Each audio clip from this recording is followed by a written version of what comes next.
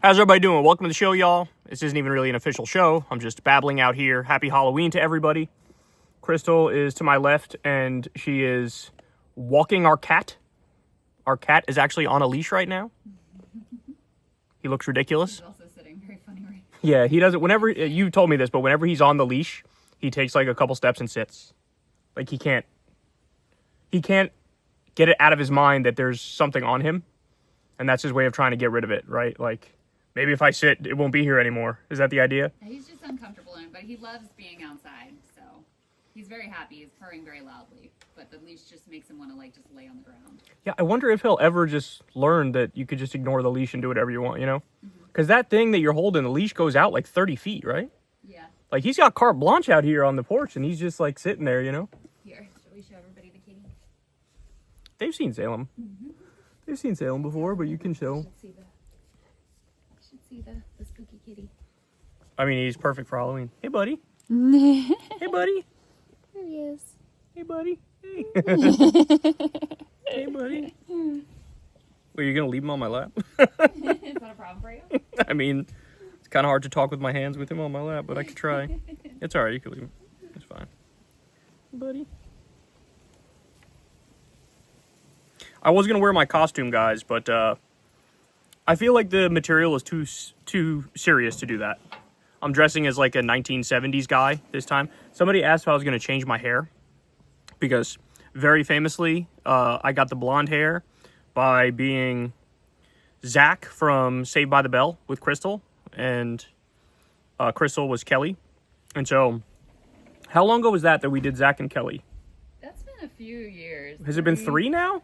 Probably. It's either 2 or 3, Yeah. you know? But that's how I changed the hair this time. So I am going to change my hair again for this one, but it's this giant brown mullet wig that I have, which I look fucking hilarious in. But I don't know, this stuff is too serious for me to... We'll take some pictures. Oh, yeah, I'll post some pictures. I'm also wearing these, like, the world's most horrific pants anybody's ever seen. Like, straight up, like, diarrhea brown... like velvety, fuzzy, They're crushed velvet. low rider. They hug his curves. They hug my fucking non-existent ass and my junk, you know? Like, it's horrible, man. It is really bad. And I'm going to be a K-pop demon hunter like every 8-year-old girl on the planet. Yeah. So anyway, that's what we have coming up for us today. All right, so let's go ahead and jump into what we got here. So first of all, as I'm sure you guys have heard by now, Trump is trying to resume nuclear testing. So that's great. He just randomly spewed that out on Truth Social, thinking it was a good idea. And as a bunch of people are pointing out, it's actually a horrible idea for a number of reasons. One of those reasons is the United States currently has a big edge when it comes to nuclear technology, but they can very quickly, Russia and China can very quickly close that gap and catch up once they start doing nuclear testing again. So here, I'm going to read from a piece on this. The technical superiority of the American nuclear stockpile exists only because Russia and China quit testing and the United States invested heavily in science. If a second Trump administration resumed nuclear testing, Russia and China would surely follow suit, and because they have more to learn from each test, they would erode the United States' advantage. So that would, needless to say, be a catastrophe. Now, I also read that Nevada came out and was like, yeah, fuck you, we're not doing that. Because in the past, they had done a lot of nuclear testing in Nevada. I also think they did it in, like, I don't know if it was Hawaii or, like, you know, some of the islands out there in the middle of the Pacific, you know. Oh, we got Stinky here, too. Hey, buddy. This is getting wild. This is getting very zoonotic over here. Is that a word? Sure. Let's go with it. Let's go with zoonotic. Salem's getting his butt sniffed. This is great. It's going good. So other insane downsides of nuclear testing, obviously you have environmental devastation. So it releases radioactive fallout and it contaminates the soil and the water and the air for generations. In places where they've done nuclear testing in the past, cancer skyrockets, birth defects skyrocket, genetic mutations skyrocket. Then you have the escalation of the arms race. You have the fact that this would violate a number of different treaties. So it's just an absolutely horrible idea. and he casually announced it, and this is how he makes decisions. It's kind of crazy because when Democrats are in power, everything is very cautious, everything is very incremental, everything is very, I'm not sure we could do that.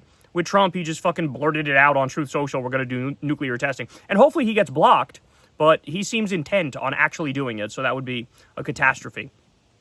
We also have Trump on Truth Social came out and said, worked really hard 24/7, took in trillions of dollars, and Chuck Schumer said my trip was a total dud, his trip through Asia, even though he knows it was a spectacular success. Words like that are almost treasonous.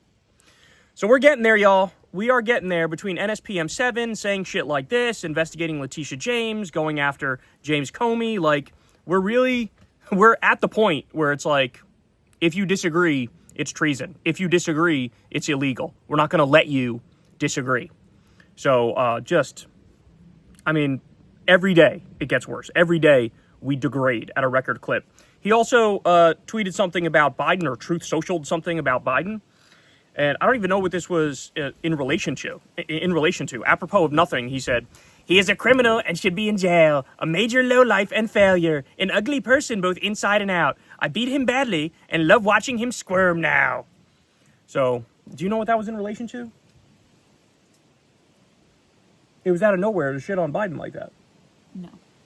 Meanwhile, I'm not trying to be all Pollyannish here, but he does literally have stage 4 cancer, and he's probably going to be alive for 7 more minutes, right? Like, he's no threat to fucking anybody at this point, let's be honest. So, it's just, what do you expect? What do you expect? It just gets, as I said, worse by the day. Stephen Miller joined a growing list of senior Trump regime appointees, at least 6 of them, and he moved to a military base.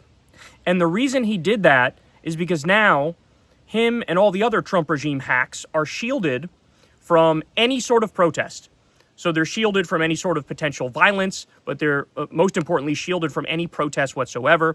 And what that tells me is they know what the fuck they're doing. They know it's illegal. They know it's insane. They know everybody hates them. They know they're acting in a way that says we don't think we're going to have to run for re-election again. We think we already got our iron grip on power and we're never going to let go of it. And so that's further evidence of they're aware, man. They're aware of just how low they've gone. You want to go, buddy? What are you doing? He perked up a little bit. You want me to take him? Sure, take him. Come here, buddy. So I can move my hands now.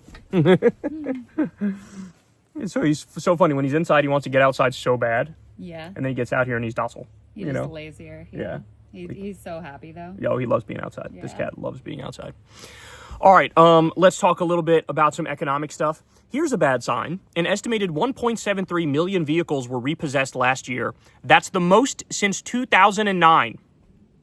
I don't know about you, Crystal, but the number of times I've seen since 2009 on some economic fact is going up and up and up. Yep. And what that says is we're, right there again, just like it's 2008 or 2007, I should say, when we had the subprime mortgage crisis and the Great Recession. I see a bunch of memes now about what it's like to graduate into an economy where everything's getting more expensive and there are no more jobs. And it's like, welcome, Zoomers, welcome. Us millennials have been here for quite a while. I graduated in 2010, which was at the height of the Great Recession. I went to go sell cars, but there were no jobs. Everything was fucking in the shitter. And so what did you learn? Right?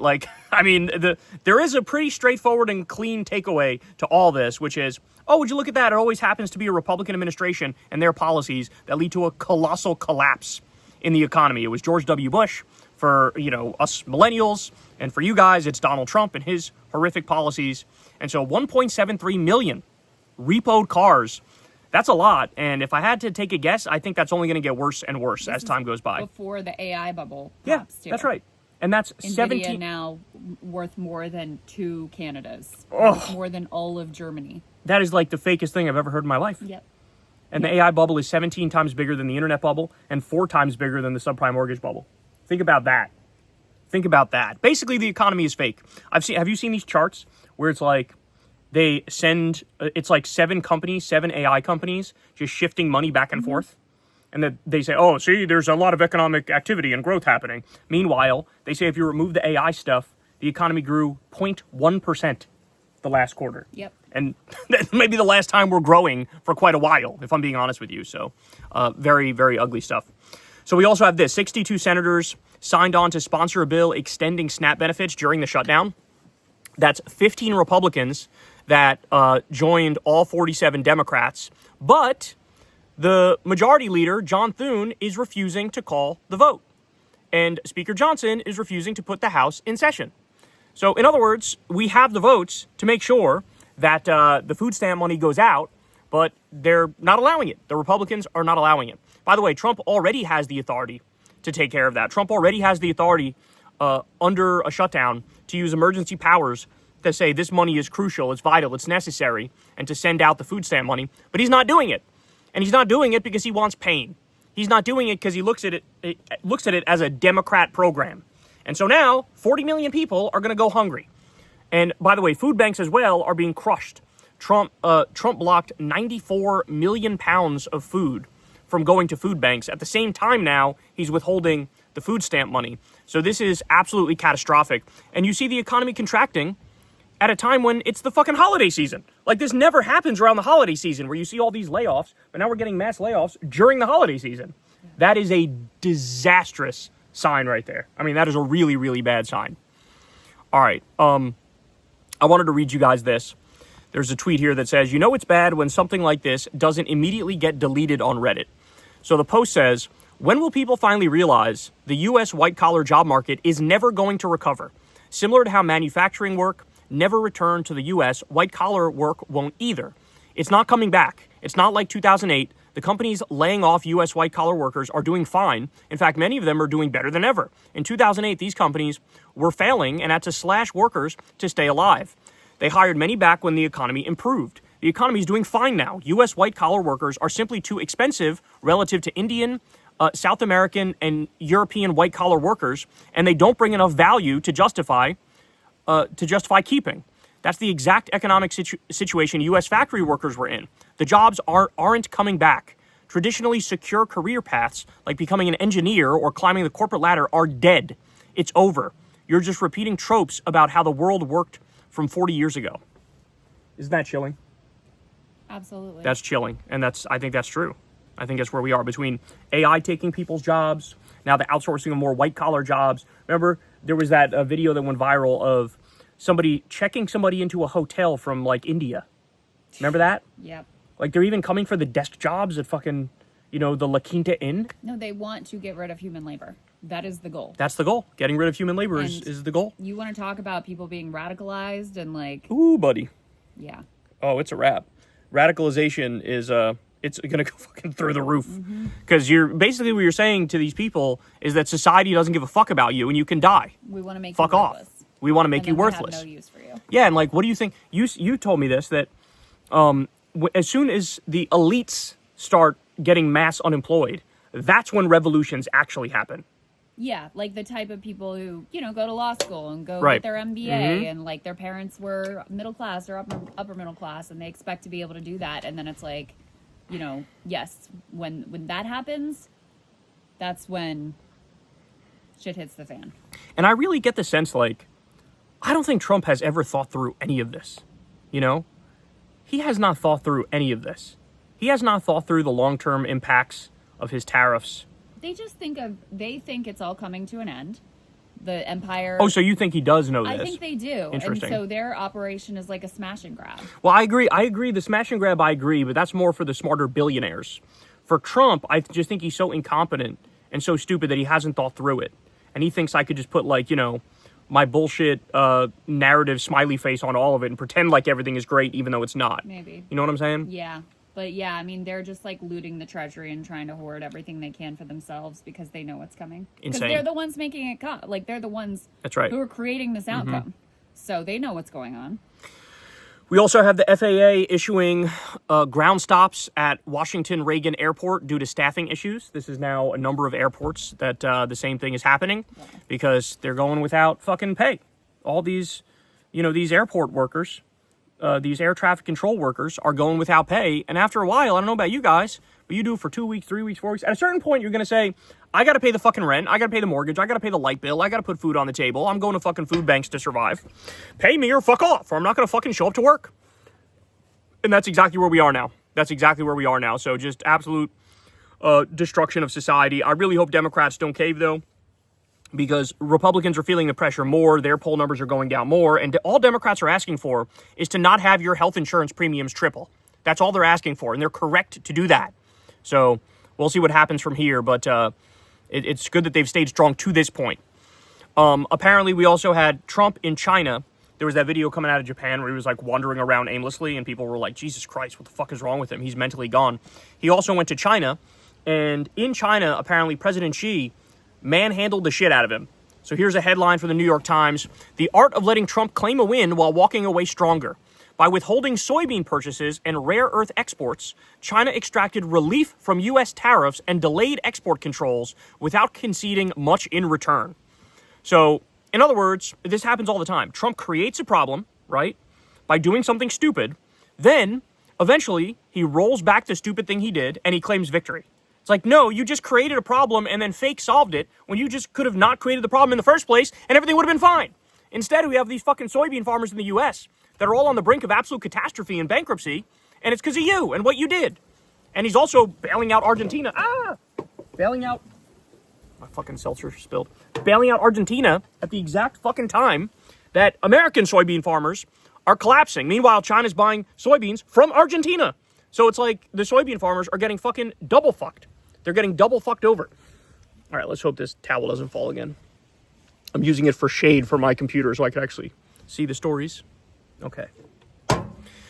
All right, so that is pretty much expected. There's also Trump and Xi, when they met with each other, Trump was shaking Xi's hand, and Trump was trying to do this, like, bullshit, fucking like, who, me and him, bro? We're cool. We actually love each other. We get along great. We have a great relationship. No big deal. It's whatever. Like, I respect him. He respects me. That's what it is, bro. Whatever. Meanwhile, she's standing there with a fucking, like, ice grill on, shaking his hand, like, when can I fucking be done with this idiot, right? And then they go in the back room, and he fucking manhandles him. And here we are. So we also have this I found particularly weird. On Truth Social, Trump says, as I have said for years, Obamacare is a disaster. Rates are going through the roof for really bad health care. Do something, Democrats! That is such an incredible thing to say. And in fact, part of me thinks he's just fucking trolling. Why? Because Democrats are doing something about it. That's what this government shutdown is. They're saying we're withholding our 6 or 7 votes from you. We're not going to give you a continuing resolution because you guys destroyed Medicaid, and you're going to get rid of the Obamacare subsidies and massively increase healthcare prices, make it so premiums double, triple, and quadruple in some circumstances. And so they're fighting to make sure Medicaid is protected and the premiums don't go up. And you're fucking fighting back against them on it. Like, okay, if you want them, Democrats to do something, they are. All you have to do is say, I agree, we're going to continue the Obamacare subsidies. But you're not doing it. But you're fucking not doing it. So this is just, I mean, this is classic Trump fucking postmodernism, just making some shit up, running with it, totally disconnected from reality. And when this shutdown eventually ends, I'm curious whatever his fucking spin is going to be. Because I know his spin is going to make absolutely no sense. He's going to claim some shit that didn't fucking happen at all. He's going to say he got a victory when he didn't get a victory. Like, or he's going to interject some other thing into the negotiation that, like, wasn't even part of it, but he'll pretend like it was part of it and Democrats conceded. I know it's coming because this is how this guy is. All right. So Kraft Heinz says that the U.S. is headed into the worst recession ever as consumers aren't even buying staples at the grocery store. So that's good. That's really great. Let's pivot to some foreign policy stuff here. So, Chris, I don't know if you saw this, but the Miami Herald is reporting that the U.S. is going to strike Venezuelan military installations in a matter of days or even hours. Did you see that? I did see that. And I love the way that is phrased, too, because somehow that's not called a war. Right. That's always how it works. They load the language is loaded. If anybody else does what we do, it's a terrorist attack, it's a war, it's murder. We do it to them, it's just... striking military installations. Sounds very proper and quick and surgical, that should be fine. It's unbelievable what's happening. But look, we told you, I think I was probably one of the first out there warning people that this war with Venezuela thing, the very first time he decided I'm going to bomb a fucking boat off the coast of Venezuela, I was like, oh no, this is going to be regime change. And that's exactly what this is. It's regime change. And everybody knows the real reason why it's happening. We want to steal their minerals. We want to steal their oil. We want a puppet U.S. regime in there. We want Eric Prince, the Blackwater war criminal who's friends with Trump. He gets a new hobby. He gets to occupy another country, just like in the past he had done in the Middle East with the war on terror. And this is what's really going on. And anything else is bullshit. Any talk about narco-terrorists, any talk about protecting the country, any fake talk, which they barely even do, about, oh, Maduro's a threat to us. Fucking nonsense, bro. Absolute nonsense. So now, as predicted, they're going to start bombing in Venezuela proper. So, look, there are no ifs, ands, or buts about it. This is just flat out illegal. This is illegal. This is unconstitutional. This is a war crime. And in a country that made sense, in a world that made sense, you would fucking arrest Trump right now. You would arrest Trump. You would arrest Trump. You would arrest the fucking generals who are calling the shots here. Pete Hegseth, same fucking thing. But no, we now live in a world where rule of law doesn't matter. There are no checks and balances. There is no rule of law. Congress is largely fucking irrelevant. And this happens, and we're all supposed to act like it's normal. Meanwhile, if you were to actually arrest Trump, and it were to go through the court system, there's a chance they'd be like, yeah, we get it. Like, yeah, that actually fucking... Now, the Supreme Court probably wouldn't say that. But the lower courts would almost certainly say that. Because this isn't even like... Again, there's not even much gray area here, guys. We know the way the system works. We know Congress has to declare war. You're telling me bombing the fishing boats isn't an act of war? You're telling me now bombing inside the country isn't an act of war? It's just... God damn it. He did the same thing with Iran. Fucking randomly bombing Iran. Totally illegally, mind you. And I need the Democrats to speak up because... You know, this case isn't going to make itself, right? The case isn't going to make itself. That this is another... I mean, you should literally start running commercials comparing him to fucking George W. Bush, comparing him to Dick Cheney, running those old clips of him saying that, you know, the war in Iraq was a big fat mistake. The war in Iraq was a big fat mistake. Start running those clips because now he is that guy. If anything, he's worse because he wants to do more war than George W. Bush and he wants to destroy our domestic rights more as well. All right, so... We also learned that Democratic senators were blocked from a classified Senate briefing on Venezuela. Holy shit. That's crazy. Yet again, I'm going to repeat this. You're going to hear me say this a lot. I have no idea. How the fuck is that legal? How is that legal? We're going to brief the Senate, but fucking Democrats, you're not allowed to. Like, what is this? And again, he does it because he hasn't been met with the proper resistance. Now, at the same time, there's also reporting now that as part of the U.S. war on Venezuela, you have CIA spies were trying to bribe and blackmail Maduro's pilot, offering him $50 million to fly Maduro to territory where the U.S. regime could kidnap him and kill him, probably. So this is what's going on. So now we're back in, Crystal, remember the old school Fidel Castro shit that the CIA used to do? Mm-hmm. Like, oh, we gave him an exploding cigar, like some fucking Acme-ass, Looney Tunes-ass attempt to try to kill him. Yeah. Now they're doing shit like that with the pilot for Venezuela. Yep. Oh, God damn it, man. They Jesus did this Christ. with some drug trafficker. They convinced his son to, like, basically kidnap him and bring him to the U.S. where he was arrested. So this is like, yeah, they've done this kind of up before. Jesus Christ. Jesus Christ. All right, we also have, how's that fake ceasefire going, y'all? We also have Israel just absolutely opened up the gates of hell on top of Gaza the other night. The Associated Press says Israeli strikes overnight in Gaza have killed at least 60 people, including many children, local hospital officials say. And I don't know, man, it's been mighty quiet among the people who were fucking claiming victory when Trump did his whole fake ceasefire ceremony.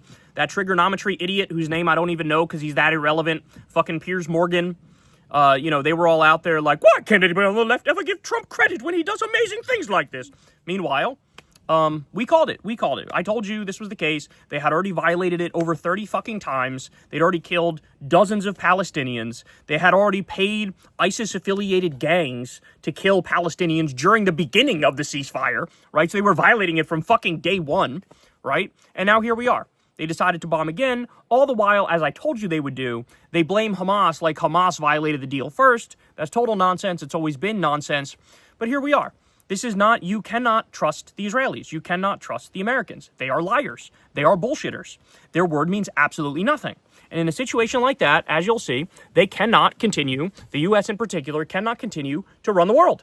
The U.S. cannot be the world superpower because it is untenable when you make treaties and then fucking 2 days later, you don't abide by the treaty or you launch a trade war against even your fucking allies. Here's a B. Oh! Yellow Jacket? That same, I bet it's the same one as the other day, you know? The same, it's like every time. It fucks with, oh, by Salem. Slapbox, bitch. What? Why are you laughing at me? I missed him by like a millimeter, too. Okay, anyway. Where was I? Right, genocide. Yes, genocide is happening. It's fucking horrible. Arrest Netanyahu, arrest Trump. This shit is crazy. It's crazy. And again, none of the people who were celebrating the other day over the fake ceasefire are going to come out and be like, oops, my bad. Turns out Kyle was right and every single fucking critic was exactly right. They're not going to do that. All right.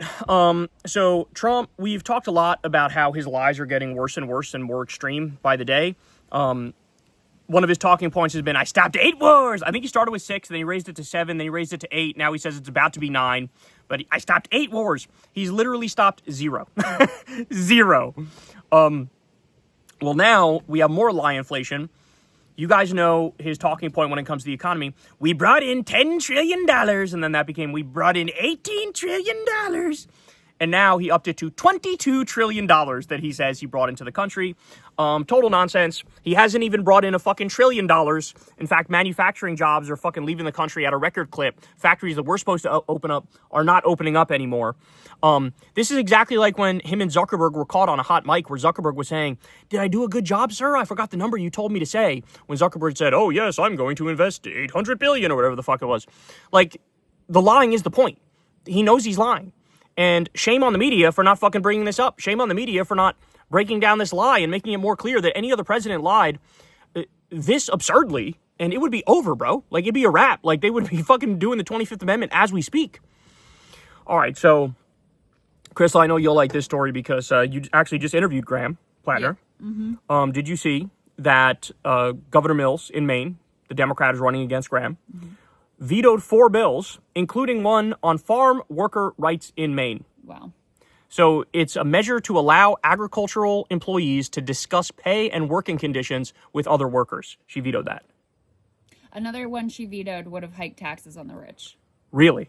Yeah. Wow. And I don't know if you saw this or have it, but she won't commit. She'd be the oldest senator ever elected first term. Really? She won't commit. Yeah, she won't commit to releasing medical records. Oh my, bruh. That's crazy. Because the taxes thing is really crazy because I had read some things, I forget exactly what it was, but there were some decent things in the economic record.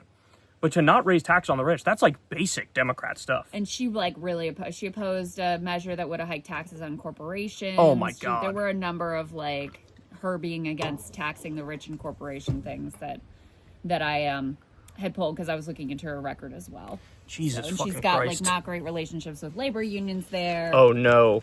Yeah, so there were some AFL-CIO people, Graham told us, that were actually involved in recruiting him into the race. So that tells you what they think of her. Yeah. Wow.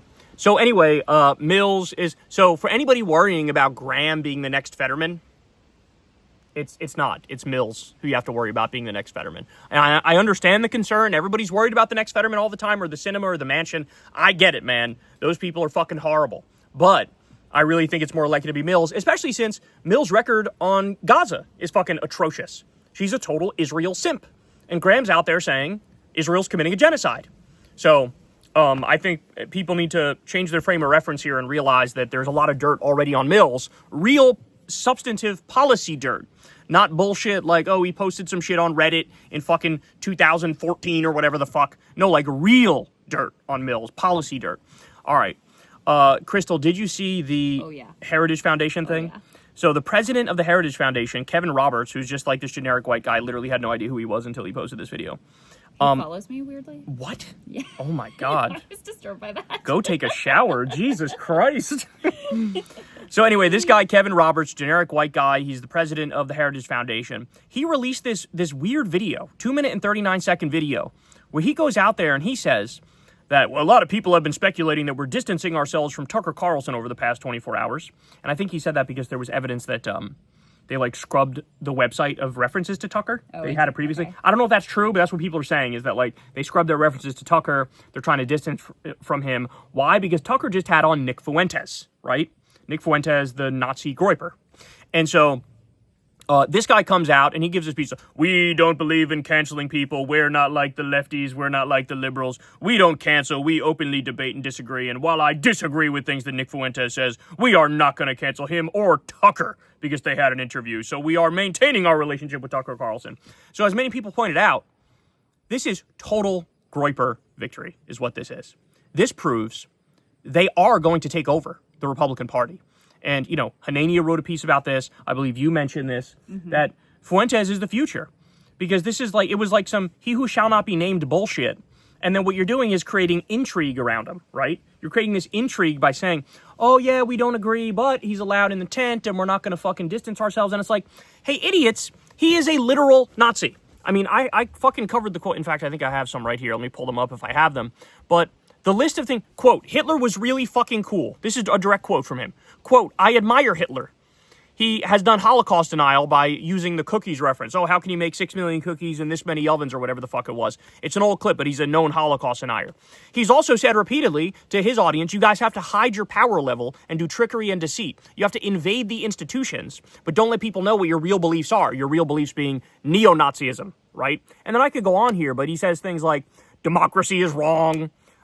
Give the death penalty to Jews and atheists and witches. Quote, all black people should be ashamed of crimes committed by others of their race. White people are every single bit justified in being racist. He says he hates the poor. He loves the rich. He called for, quote, Catholic Taliban rule in America. And he's got the young men. The young men, watch Nick Fuentes, the young men like Nick Fuentes. So you leave that fucking door creaked open just a little bit, and they're going to knock that bitch down. And they're going to storm in and they're going to take it over. In the same way that Trump took over the Republican Party hostilely in 2015 and 2016, Fuentes is going to do it. Now, I mean, looking at their reaction and how fucking pathetic they are and how much they all cuck themselves to him, I think there's a likelihood that he becomes a fucking GOP nominee in the future and potentially president. I could see it. You know what I'm saying? Yeah. Because there is no limiting principle on people like this. And, you know, as Hanania said, the post-Trump GOP might even be fucking worse than the Trump GOP, which is insane to think about, but it's true. So here we are. They fucking cucked themselves, just like, you know, PBD absolutely fucking cucked himself and brought on Nick Fuentes and tried to act like a father giving him, you know, son advice. Like, oh, you know, son, maybe don't use the N-word so much, but man, you're so talented. You're so amazing. Tucker Carlson doing the exact same thing. Dave Smith, unfortunately, played footsies with him, which is just sad. Well, and Tucker talked so tough when Nick wasn't there. And then, you know, oh, he's a gay loser in his basement. And then the minute he's sitting across from it's all patty cakes. Sorry I called you gay. Maybe They're don't all- say they're all all Jews afraid are of him. bad. Maybe They're don't all say, afraid oh, of yeah, they're him scared of the fucking because Quakers. he says the thing that they hint at. That's exactly right. And you're never going to, the person who just says it is always going to win. Yeah. The person who's more blunt, more to the point, more straightforward is always going to fucking win. Yeah. So right now, Fuentes is trying to hide his power level again to mainstreamify himself. But after he does that, you can expect going right back to, no, I'll say the shit that other people are afraid to fucking say. Mm-hmm. You know? Yeah. And then, by the way, to prove my case here that they are so lost, they have no idea what they're doing. A post-Trump GOP is going to be an absolute abysmal disaster. The Wall Street Journal posted this article. Ready? Podcaster Allie Beth Stuckey is emerging as an heir apparent to Charlie Kirk with a message about Christianity and motherhood that resonates with young conservative women. So they are trying to fucking force into the national conversation randos that don't have a big following at all, and they're pretending like, oh yes, this will be the future of the GOP. No, it fucking won't. It's going to be Fuentes. Jesus Christ, this is so embarrassing. This is so pathetic. And meanwhile, and again, I have to bring this back to a message to the Democrats. You cannot defeat all of this bullshit with incrementalism.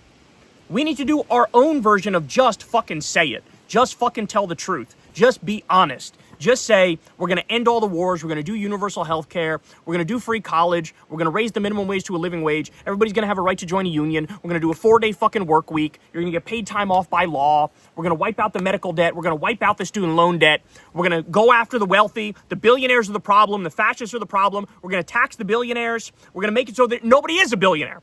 You know what? If you're worth $1 billion, if your net worth is $1 billion, congratulations, you just won capitalism. We'll give you a plaque that says your name on it. But every penny above $999 million, we're going to tax at 100%. How about that?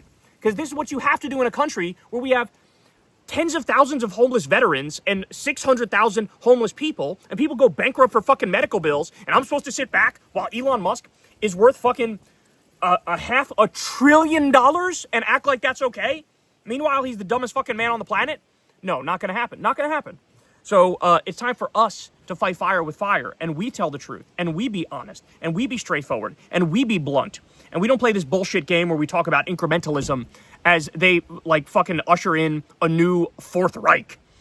Okay, so also on this exact same topic, Fuentes did a show the other night, and he delivered an ultimatum to J.D. Vance.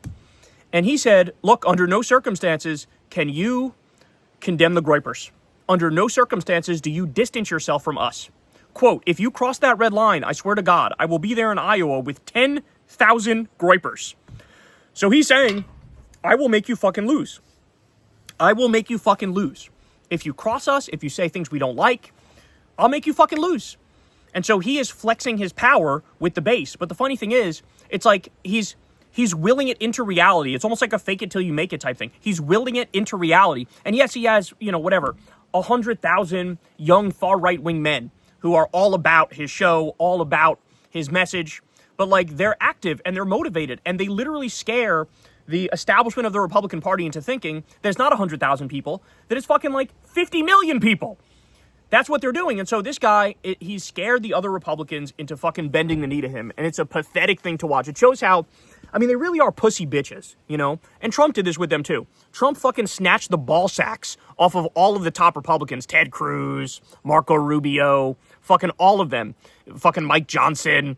He's got their balls in a jar that he's going to put in his new ballroom, the Epstein ballroom. And like, he unmanned them. And now you have Nick Fuentes is coming up and also unmanning these people. So something in the Republican psyche, they are so fucking pathetic and authoritarian. They always want to bend the knee to somebody, right?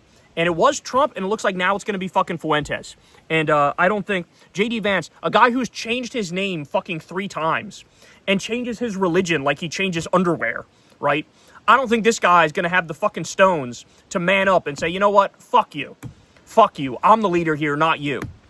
All right.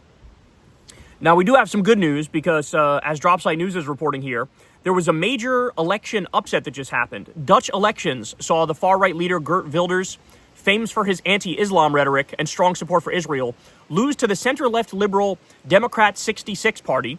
The D66 are led by Rob Jetten. He's an openly gay 38-year-old who is a vocal supporter of Palestine. So he's called for recognizing a Palestinian state, suspending the EU-Israel trade deal, and boycotting settlement products. In May, he joined a 100,000-person Red Line protest in The Hague against what he described as the genocide in Gaza. He said the Netherlands, quote, must do everything to stop the starvation and killing of innocent Palestinians. D66 surged from 7 to 27 seats, effectively tying Geert Wilders' PVV party, which fell from 37 seats to 26 seats. Coalition talks are currently underway, and Jetten is expected to become prime minister on October 30th. So that happened. We also have the president in Ireland. It turns out it is not the rapist Conor McGregor. It turns out a lefty won that. And this is a real lefty who's all about Palestinian freedom and liberation. I'm blanking on her name right now. I should have pulled it up. I apologize for that. But post it in the comment section. The new Ireland president is based as shit. So Dutch elections, massive W. Irish elections, massive W. So there is some good news in the world. I think this is a harbinger of things to come in the U.S., assuming everything is free and fair and we can force it to stay free and fair. But now let's switch gears a little bit because reporting in the New York Times that National Guard troops were sent to Portland despite a court-ordered halt. Let me repeat that. Despite a court-ordered halt. That is incredibly fucking disturbing.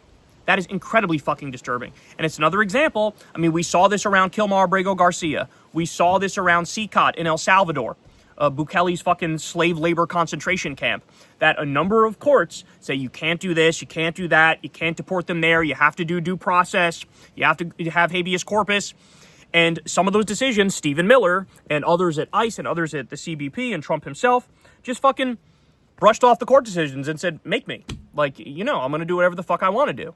And so now we're getting another taste of that. And this is perhaps even more brazen, where it was a court order to not send National Guard troops to Portland anymore, and they sent more anyway. So look, guys, this is the part in the movie where you fucking arrest the leadership structure, where you fucking arrest the people on the ground who are calling the shots. You arrest Bavino, who's now of ICE, formerly of CBP. You arrest Stephen Miller. You arrest fucking Chrissy Noem. You arrest Pam Bondi. You arrest Trump. We need to have fucking law and order. And they keep violating court orders. This is unacceptable. If a Democrat did this, we would never hear the end of it, and they would fucking impeach them by the end of the week. But since it's Trump, everybody just fucking yawns, yeah, this is what he does. He fucking gets away with shit. But, guys, stop and think about the fucking precedent that's being set here. If this is the precedent for real, and we move forward, then we don't have a country anymore. We have a fucking psychotic emperor who can call all the shots and has no accountability whatsoever. No checks, no balances, no even input from Congress on shit. I mean, this is insane. This is insane. All right, more. So the Department of War has ordered forces to focus on the rapid mobilization of troops against Americans. This comes the same day the president said courts won't stop him from using the Army, Marines, Air Force, or National Guard against U.S. citizens. So they're trying to do this this rapid force. They call it this like rapid force, where rapid response force, I think actually it was, where in all 50 states they can deploy heavily armed people to quell riots or political unrest, they say. And as Ron Filipkowski pointed out on Twitter, he said, I wonder why they're trying to get this done now. Is there something coming up perhaps in 2026 that's going to, make them want to quell unrest? And it all comes back to the elections, man. It all comes back to the elections. And by the way, let me just say, shout out to Max Flugarth. We had him on Crystal Kyle and Friends. That drops tonight. You don't want to miss that. Sign up for Crystal Kyle and Friends so you can see. We talked to Max Flugarth. He's an expert on this election stuff. He walks through exactly what Trump is doing for 2026 and 2028. He is, again, the wheels are in motion. They are trying to steal this thing. This is not a fucking drill. This is the reality. So we talk about that and we break it all down. You don't want to miss it. Sign up. You definitely want to watch that tonight on Halloween. All right, more. Now, let's talk about the unshowered one, as I call him, namely Asmongold. So this is part and parcel, part of the problem with the normalization of Nick Fuentes and the rise of Nick Fuentes, is that you have all these nominally apolitical streamers who are absolute fucking dipshits, who are out there fucking giving this guy credit, acting like he's some sort of hero, acting like he's some sort of genius, right? So Asmongold was watching a Nick Fuentes thing, and he comes out and he says the following, quote, "When they get power," talking about the Democrats, "they're going to crush you. Destroy them completely. Destroy everything about them. Put the mayors in jail. Put the governors up on the Insurrection Act for sedition. Put them in mandatory prison labor camps." Saying make Trump's political opponents fucking slaves is what he's saying. He continues, "And any of them that are violent, authorize the police officers to respond with violence to them. Completely shut it down. Bring in the military if you need to. Bring in the National Guard. Whatever you need to do. Look and find out who's funding this. Take those people. I charge them with incitement for terrorism. Like I'm talking about scorched earth Old Testament. Get them the fuck out." So, Asmongold, that sounded better in the original German. "Ich bin von Schlagenfagen, Duden, Heil Hitler." That's what you just fucking said, bro. Like, it's amazing to me how this guy seemingly thinks of himself as this, like, normie-ass dude. And he's out there fucking zig-heiling and goose-stepping and saying totally shut... Okay, Asmon, let me explain something to you, bro. The only people that the left and the Democrats, the only people that we should go after are the ones who actually committed crimes, okay? Yes, that includes Donald Trump. Yes, that includes Stephen Miller. Yes, that includes Kristi Noem. Yes, that includes Elon Musk, for example. But that doesn't include fucking random Joe Schmo MAGA supporter in the street. That doesn't include anybody who voted for Trump, the tens of millions of people who fucking voted for Trump. Of course it doesn't include them. But notice the way... So that's the reality of the situation. That's my perspective on it. Now, I don't even think Democrats will do what they should do, right? But that's my actual perspective. His perspective as somebody on the right is no, literally all of them. They're all bad. They're all wrong. Put them in fucking slave labor camps. He says, use the Insurrection Act and arrest Democratic governors on sedition. Meanwhile, and he says, oh, and for ones who are violent, there are none who are violent. There are none who are violent. The only fucking violent people here are the ICE Gestapo thugs. They're shooting priests in the face with pepper balls. They're assaulting 84-year-old couples. They're tear gassing babies and cops. They're the fucking criminals. And that's the point, Asmon, is that when we say we want to uphold the law, it's because they're literally breaking the law right in front of our eyes every day, right? When you guys say we got to go after the left, we got to go after Democrats, it is literally just political persecution because you know none of us are fucking committing any crimes.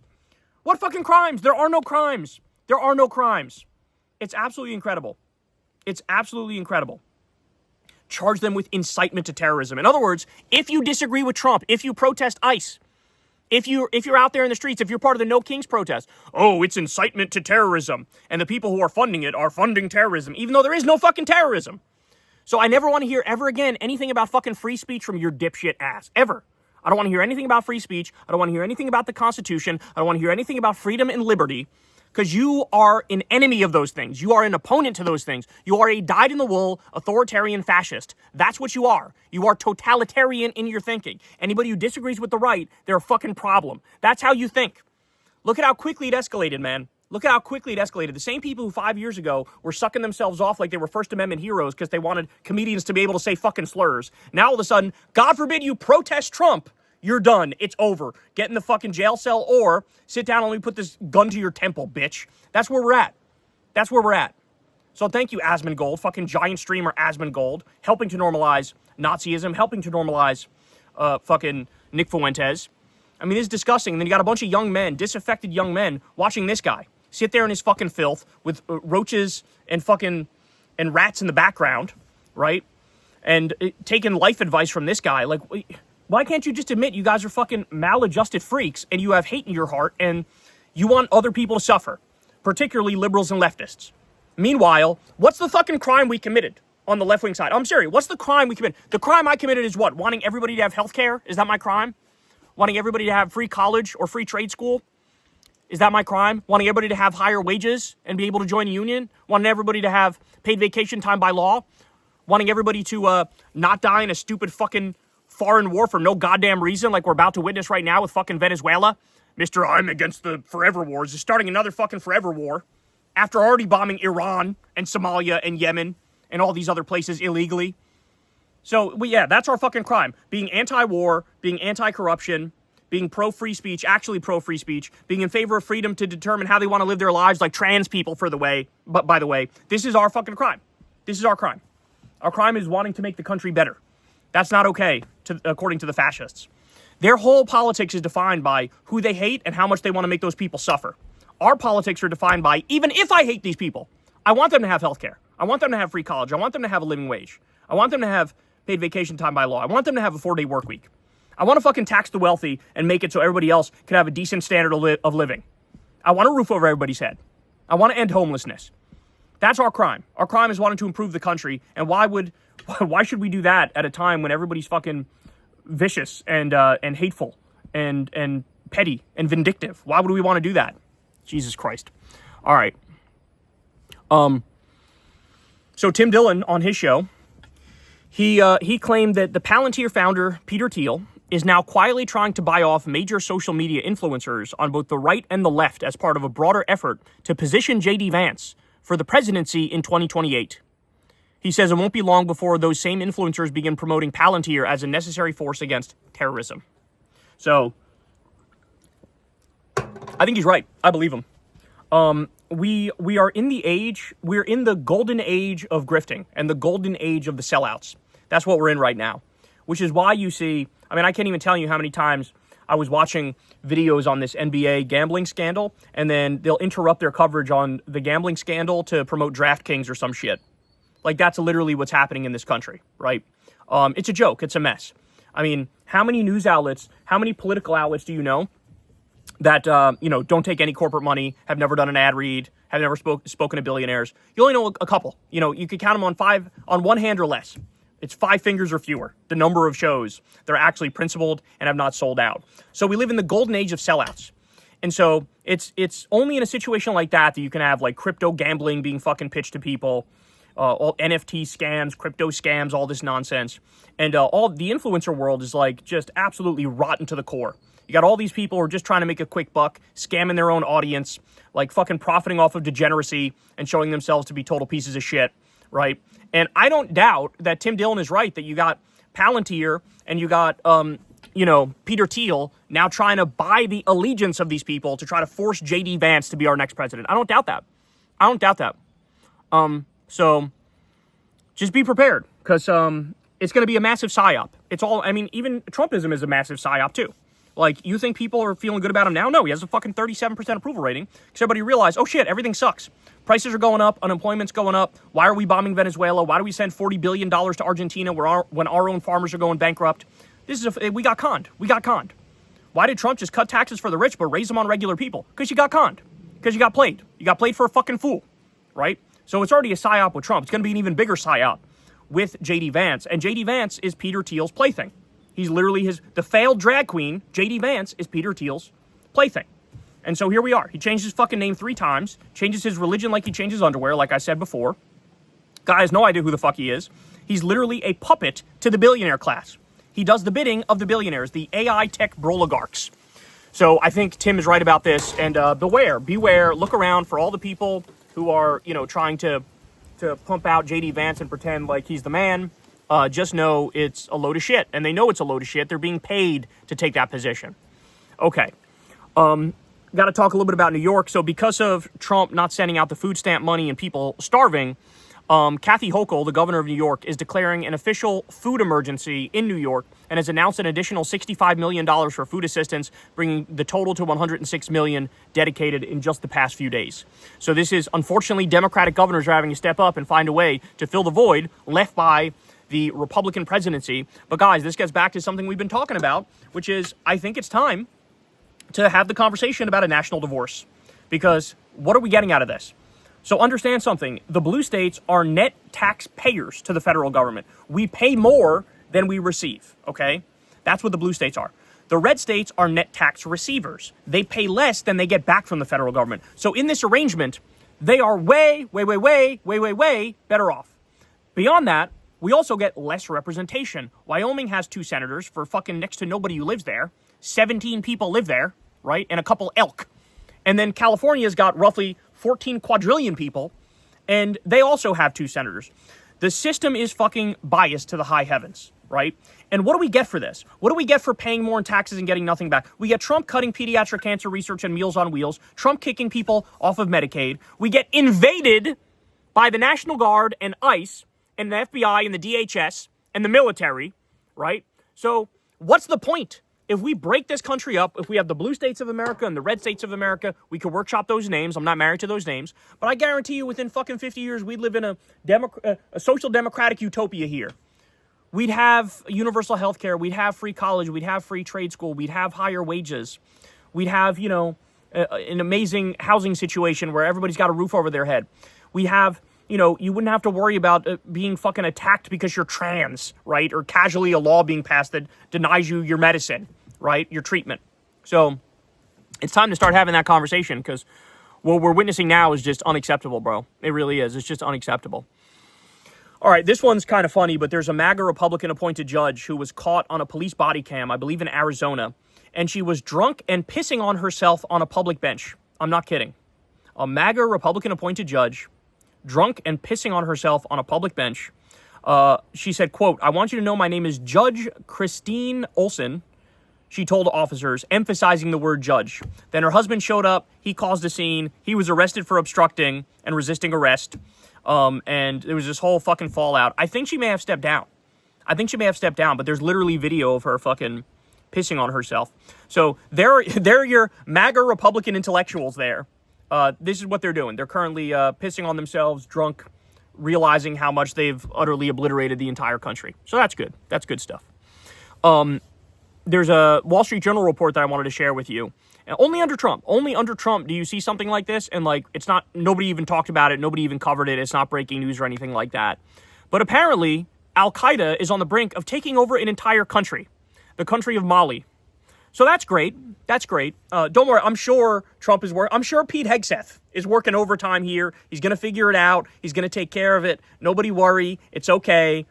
Or not. Or we're run by fucking giant, disgusting, drunk, rapist man babies. And they will do nothing to help the situation and only make it worse. Because that's what they do, is they make stuff worse. All right.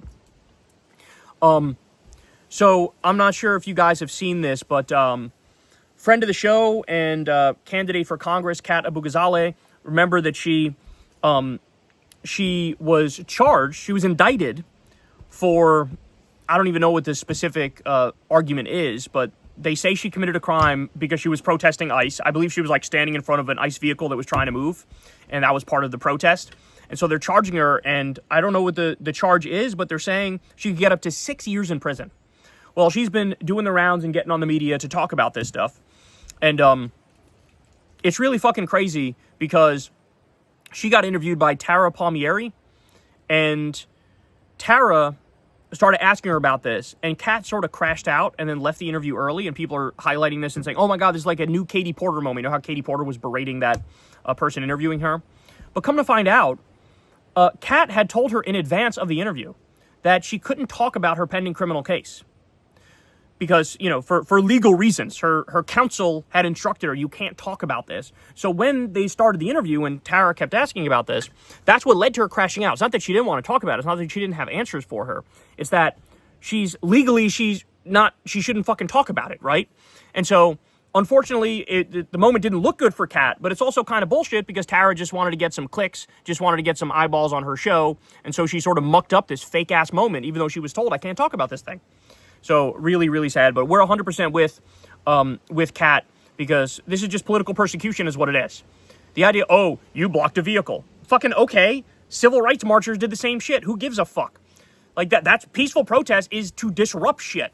And that's part of disrupting shit. There's nothing wrong with that. You're telling me we're looking at a situation where ICE zip-tied American kids who were naked and put them in the back of a U-Haul van, and you're not okay with one of the ways fighting back against that to block their cars from transporting people who they shouldn't have even arrested in the first place? Are you kidding me? That's perfectly fucking fine. That makes you a hero, if anything. So, Jesus Christ. I mean, it's just, we're always in this environment where, like, the left is fighting uphill, where we're out here telling the truth, and it's like pulling teeth to get people to accept the truth. All right, let's talk about Kamala. So she did an interview with Jon Stewart, and everybody should go check it out. Go watch the whole thing. There's one moment where Jon, like, sort of tries to press her on Medicare for All, basically saying, like, hey, Obamacare was a step in the right direction, but it's still, like, a right-wing idea, and it didn't get us all the way, and he kind of gently nudges her on it, and she kind of, sort of, not really comes out to say, oh, yeah, I agree, Jon. But then there's one other moment that I wanted to share with you, because I feel like, and if you go watch the podcast, you'll see this. It comes through very clearly. She said the following, and to me, this is the whole problem with her mindset in this moment. She said, quote, "It is never satisfying to say we've got to be incremental, and I'm not advocating incrementalism, but until we win back majorities in the Senate and House and take the White House, that may just be where we are." So, like, hey, I don't like incrementalism. I don't want incrementalism. But given the nature of reality as it is right now and how much power the Republicans have, and incrementalism is what it is. Okay, here's the thing. First of all, we're not even at a place where we can do any incrementalism because right now we're 100% on defense. They're cutting pediatric cancer research and Meals on Wheels and Medicaid and Medicare and bombing random countries. Literally all we're doing is trying to stop the fucking damage. The country's on the ground hemorrhaging out of every fucking orifice, and we're desperately trying to keep the country alive. That's point number one. Point number two is, this is not how you talk in the year 2025. Trump says some shit and just does the shit. Trump doesn't fucking go through any process or procedure, doesn't fucking check in with the institutions or the establishment. He's just like, I want to do this fascist thing, and he just fucking does it. We need to start mirroring that mindset, but use the forces for good. So don't do this, like, maybe the only thing we could do is incrementalism. Fucking Trump does whatever he wants, whenever he wants to do it. Everybody knows it, everybody sees it, and then acts like, if you try to stop him, you're the fucking problem. We need to do the same shit. We need to do the same shit. It's got to be, we're going to do Medicare for all. We're going to do free college. We're going to do a living wage. We're going to end the wars. We're going to end the corruption. We're going to raise taxes on the rich. Like, she's still talking like the year is 2012, bro. It is not fucking 2012.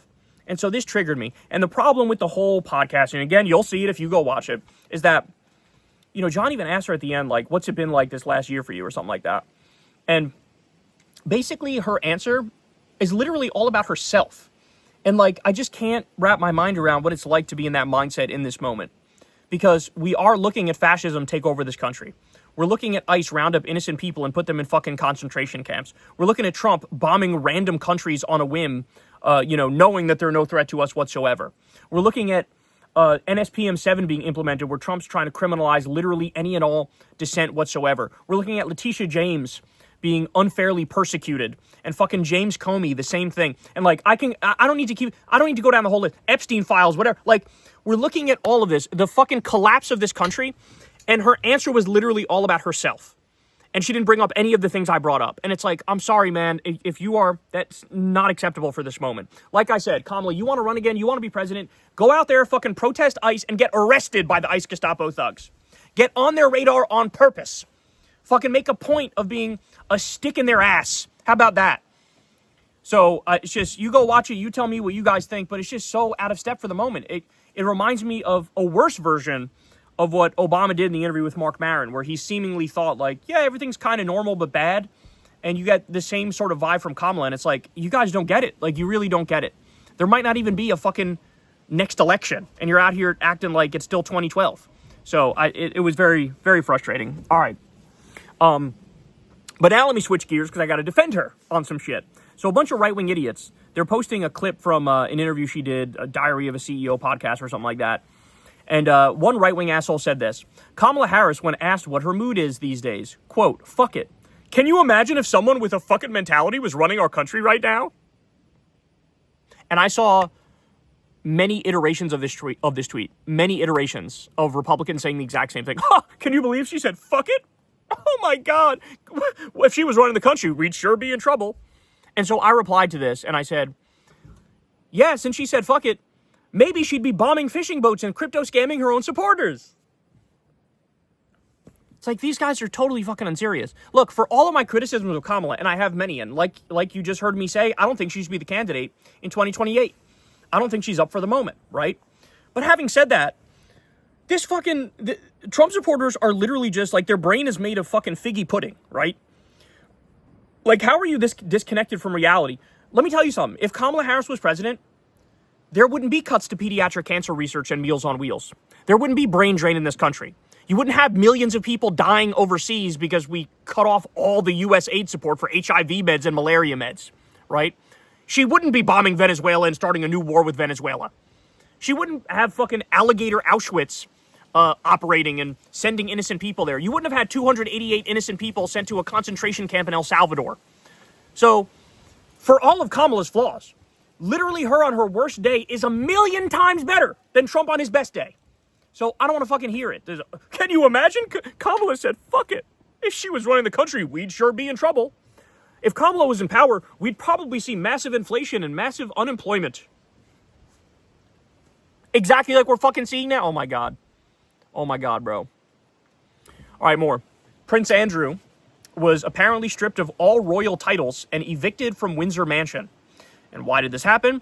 Apparently King Charles was basically done with this guy. And it's because he is an Epstein simp. I mean, he was one of the chief fucking Epstein simps. I think there was a video that came out and it showed like, it was Harvey Weinstein, Prince Andrew, and Epstein at some like royal property in the UK. And I think that was the straw that broke the camel's back for King Charles. And he was like, you know what? Fuck this guy. You're not one of the royals anymore. But, let's keep it real. The idea that Prince Andrew is like the only royal pervert. Those royals are packed full of perverts, dog. Let's keep it real. So, but he did have it coming. He did have it coming. He did deserve it. This should have happened a long time ago. One of the funniest interviews I've ever seen is him trying to say like he doesn't remember, ever meeting Virginia Giuffre, and like it was just horrible. Like he was like, "Oh, she said I was sweating on her. Well, I have this weird medical condition where I can't sweat, so that can't be true." Like, oh my God, what are you doing, bro? What are you doing? You want to go inside, Stinky? You want to go inside? No inside. Okay.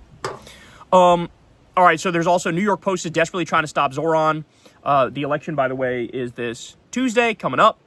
So they posted this. Video shows Zoran Mamdani fervently shouting about defunding Israeli settler violence just months before October 7th. It's amazing to me that they think this is some sort of gotcha, right? It's amazing to me that they think this is some sort of gotcha. First of all, Israeli settler violence literally has nothing to do with Gaza, right? All of you know this, but for all the fucking jackass right-wingers out there, there's the West Bank and there's Gaza. These are the different Palestinian territories that they currently hold, right? They're separate. The West Bank is run by the Palestinian Authority. Gaza is run by Hamas. The genocide has been happening in Gaza. They've certainly been ramping up violence in the West Bank, but it's not part of the same thing that's happening in Gaza, right? And so when he says defund Israeli settler violence, yeah, that's correct. And by the way, as people pointed out in the replies, this was literally the position of the American government. The U.S. sanctioned Israeli settlers over West Bank violence. You have the most psychotic, far-right, fundamentalist Jewish people in the West Bank. And they literally say, like, no, God promised us this land in the West Bank. He promised it to us. So they go and they assault grandmas and assault kids and steal territory. There's literal video of illegal Israeli settlers, the extremists, fucking, like, kicking Palestinians out of their homes and saying, if I don't take it, somebody else is going to take it. There was some fat Jewish guy from Brooklyn who was stealing it and saying that, right? So when he says stop Israeli settler violence, I mean, that is fucking, of course, like, duh, and you should stop that shit right now, too. So this is not a scandal, and they're pretending it is. Hold on, Sticky wants to go in.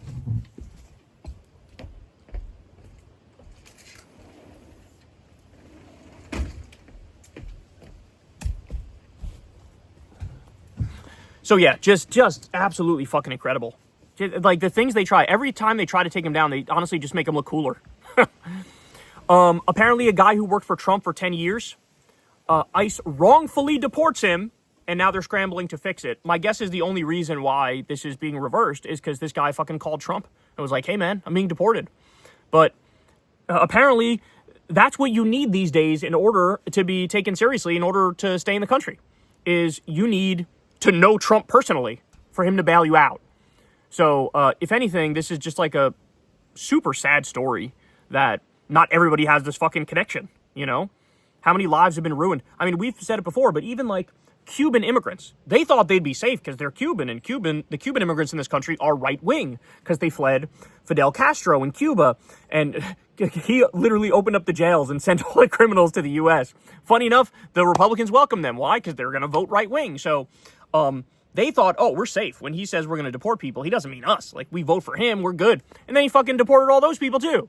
So, like, there's nothing held sacred. Apparently, the only thing that can protect you is if you know Trump. And even then, your life will still get ruined temporarily. And then maybe he'll do right by you after that. So just incredible stuff, incredible stuff. All right, more. Court filing, this is from Democracy Docket.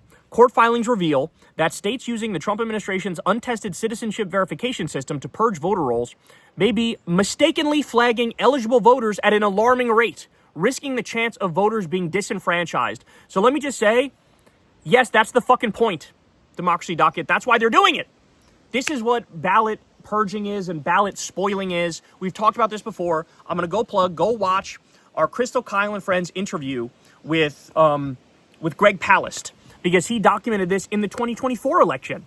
And he was warning, look, there's a lot of fuckery going on here, and they're using these like old Jim Crow laws in order to try to purge voters and make it so they can't, have their vote registered. They're going after black communities. They're going after Democratic communities, right? And this is another example. Like, yes, this is what they're trying to do. They're trying to rig the election, and this is one of the tricks that they use. So I hope they get sued into oblivion. I hope this shit gets blocked. But they play super fucking dirty, man. They do. Super dirty. All right. The Trump administration, this from the Associated Press. The Trump administration is restricting the number of refugees admitted to the U.S. to 7,500, and they'll be mostly white South Africans. Bro, don't tell me it's not crystal fucking clear what these people are. Don't tell me that. It is beyond clear what these people are. They are white nationalists. They're more than happy. If they could get away with it, they would say, we have open borders for white people and closed borders for everybody else. That's their actual position. That's what they really believe. Fat South African farmers who are fucking 53 years old, welcome. Welcome. But God forbid anybody who's fucking brown tries to come in the country. It's, oh, these are shithole countries. These are illegal aliens. We've seen it time and time and time again. All right. There was this amazing article in Cosmopolitan, and basically what it was is a woman decided, I'm going to go on this like MAGA dating app, this right-wing dating app, and date some conservatives and then like journal about it, right? And basically what she says is exactly what you'd expect. These people are fucking psychotic. These people are like, they are totally out of their minds. And, one example that she gives is this guy named Jared who she dates, and, Jared said things like, quote, if we lived in a different time, we would be hanging white liberal whores in the town square and dragging them through the streets for the lies they spread, he roared. So she tried to de-escalate and said, let's take a deep breath. And then he grabbed her wrist and started ranting more against liberal white women. Quote, they say horrible things about me and make everyone hate me and think I'm a bad person, he said. What did they say about you? I asked. He snapped out of it. Oh, not me, he answered. I meant Donald Trump. So he was talking about it like him and Trump were the same person. And so the writer goes on to conclude with a lot of these guys, in fact, here, let me just read the last part for you. Over the course of a few dates, he'd make this mistake often, where he'd talk about Trump in the first person, and I came to realize that while I was trying to separate Jared from who he voted for, he may have been personally struggling to do the exact same thing, just in a very different way. It became clear to me he truly loved Trump, not just because he identified with Trump, the politician, but because he identified with Trump, the person being considered bad by progressive standards. So when we say it's a fascist death cult, we fucking mean it. It's a fascist death cult. And it's like, we have a problem. A whole generation has been poisoned. This giant, millions of people have literally lost their minds for this cult that is currently destroying the country. And they can't act normal. They can't date normal. And this was a real eye-opening experience for the woman who did this. It was horrible for her. All right. There's this thing that's floating around Twitter. It's a video of Neil deGrasse Tyson saying, like, guys, I looked into it and it turns out it looks like the world may actually be flat. And then he comes back on screen and he says, this is not me. This was a deepfake video. And it's one of those deepfake videos that, I mean, despite the content of what he was saying, it felt like it was actually him. Like, it looked like it was actually him. It was a high-level deepfake that just came across perfectly real. And so people are sharing this and saying, we're totally fucked, man. The fact that these videos already exist.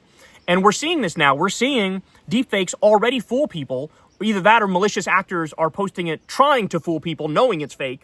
But we just saw this. Right-wingers were spreading around this video of this black woman who was saying that she sells food stamps. And when she sells the food stamps, she makes a lot of money, right? Like, and it's like doing food stamp fraud effectively. She's admitting to food stamp fraud. But it was totally fake. It was totally fake. And they were sharing it as if it was real. So I like this point here from Derek Guy. Derek says, even aside from the political misinformation and online problems this creates, talking about the AI videos, this sort of tech opens the floodgates for a new form of scamming we're probably not ready for. Tons of people getting scammed out of their life savings because they thought their son called them. It's exactly right. So look, public service announcement. I hope everybody's watching this. You go call your parents. Go tell them right now. Do not ever, under any circumstances, fucking start giving away money if somebody calls and says they're me. Like, let's set up a system here where you reach out this way. Like, if it's from a number you don't recognize and I say it's me, it's not me. You know what I'm saying? In fact, I'm going to call my mom and do the same shit because this can fool fucking anybody. It's going to be incredibly high-level scams because of this AI bullshit. So just really, really disturbing stuff, man. All right. So we have this from Sam Stein. This is crazy. The Trump administration has replaced the rear admiral atop a critical research office at the Navy with a 33-year-old DOJ staffer with no naval experience, but who previously was a partner at McKinsey. So this is one of the aspects of fascism that people talk about a lot less, especially like Trump's version of fascism, is totally replacing any competence or expertise with lackeys and you know, nepotist picks, right? And really, loyalty to the dear leader is the ultimate merit in their eyes. And so they'll get put in these positions where they have no business being. And horrible decisions will be made. And effectively, this leads to the collapse of institutions even worse than they already are. And so this is something that we're currently witnessing. It's happening right now, right in front of our eyes. Ken Klippenstein tweeted this. It's a segment on CNN, but what they say is, since November of 2022, 8 sitting members of Congress have died in office. 8. Every single one of them are Democrats. Again, this gets back to a rant I've done on the show time and again, but if you actually are ready and willing to fight fascism and try to beat back Trumpism and get wins for the American people, you literally can't do this. Like, you literally can't have these geriatric people who literally can't fight anymore. They can't use their rhetoric. They can't be persuasive. They're just like, you know, they're just in there for careerist reasons. They're in there because that's where their career has been, and that's all they know. And they just don't want to let go of the power. In fact, I think Klippenstein also posted a video of Jack Reed, I think it was, giving a speech, and he was like basically mumbling, super old, seemed very tired, half asleep type stuff. It's like, I'm sorry, man, we can't afford this. We need young, vibrant people with the right ideology. And to have 8 Democrats die in office, that literally impacts legislation because it gives the right the ability to get through legislation they may not have been able to get through if all of our people were there. So just absolutely disturbing. I regret to give you guys this update, but I have to give you guys this update because I've been seeing a lot of this going around. But apparently there's been a number of studies that have come out recently that explain how COVID basically wipes your immune system clean. Like, it makes it so that viruses you know how to fight, illnesses you know how to fight off, your immune system loses the ability to fight those illnesses. Now, I don't know if you guys have personal experience with this, but in our household, we definitely do. Hold on one sec. Let me let Stinky out.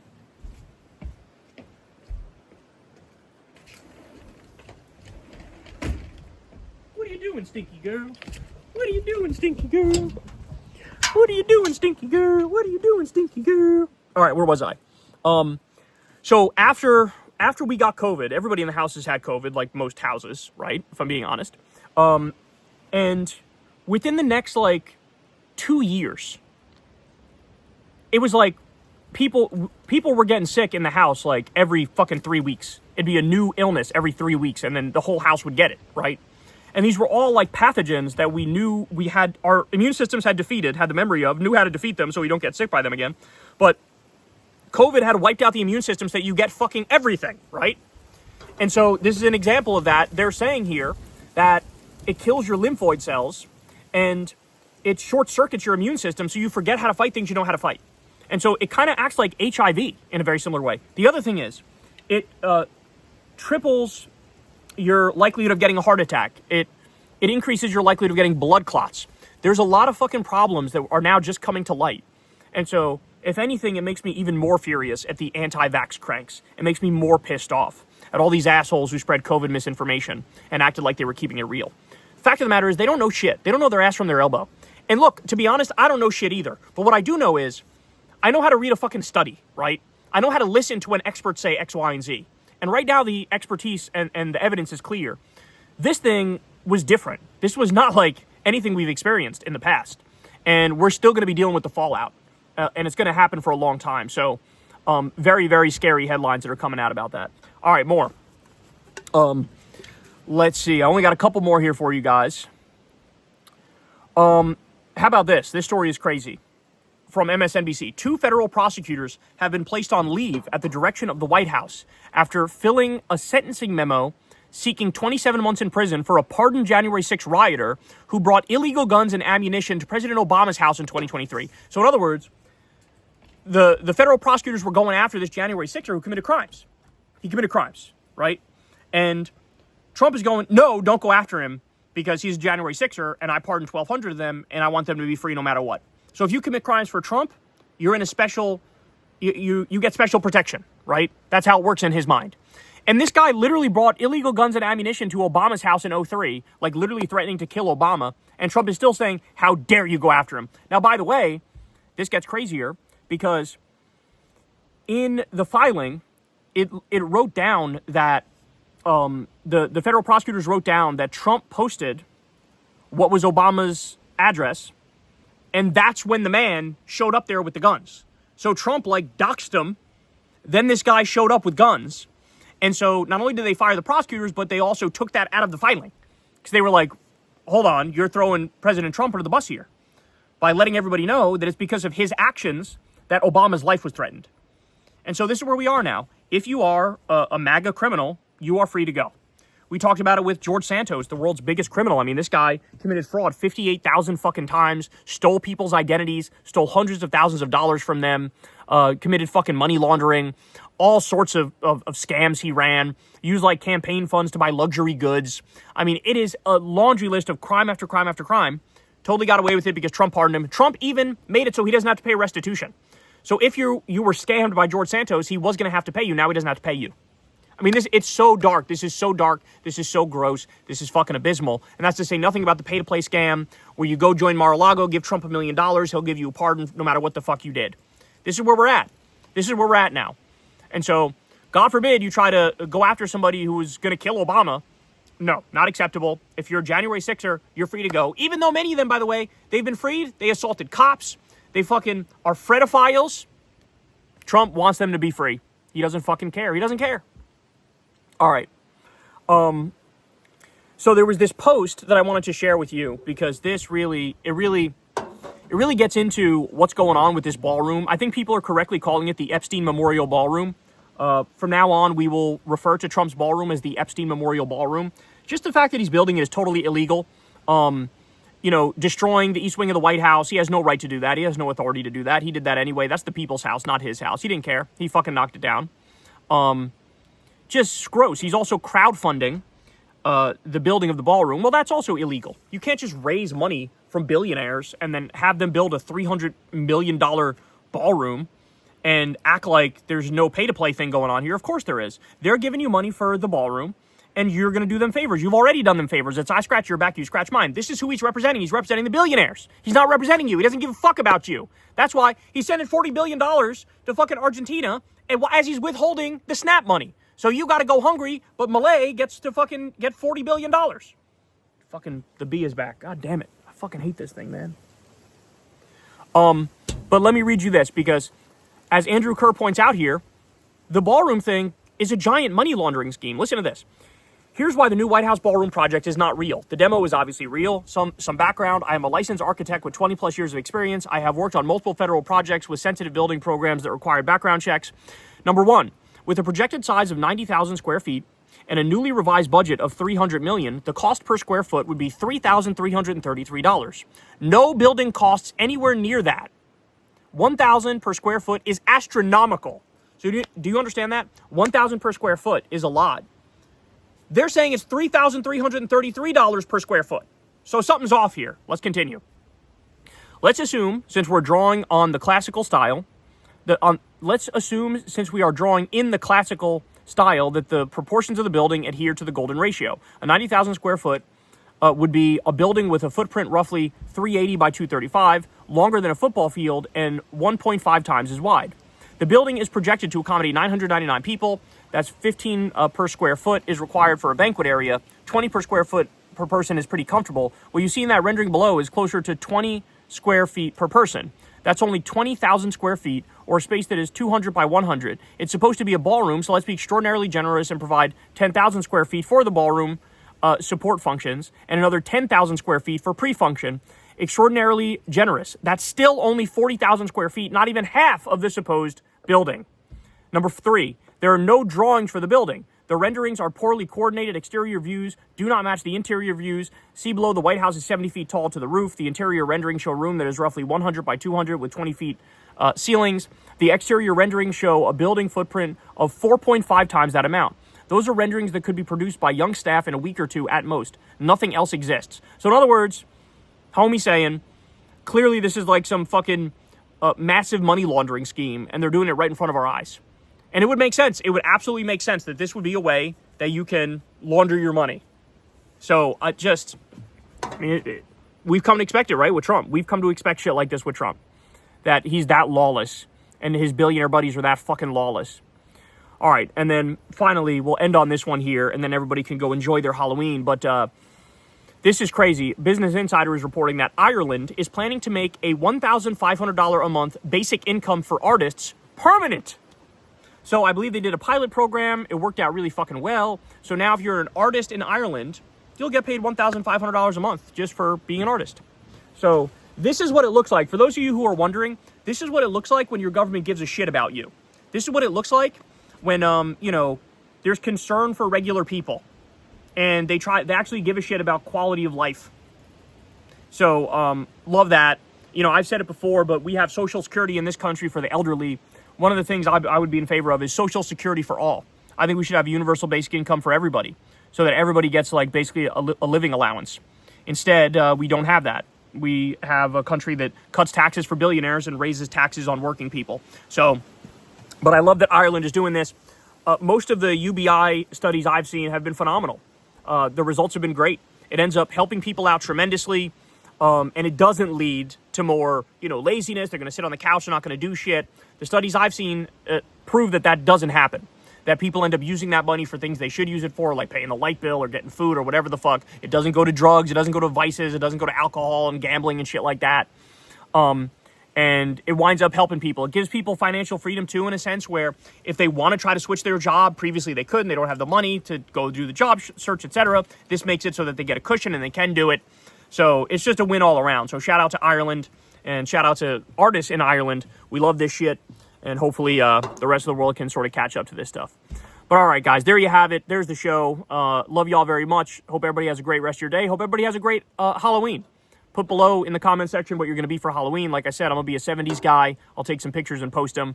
But yeah, everybody have a good one, and I'll talk to you soon. Check out Crystal, Kyle, and friends later today. We had an awesome one. You don't want to miss it. Peace.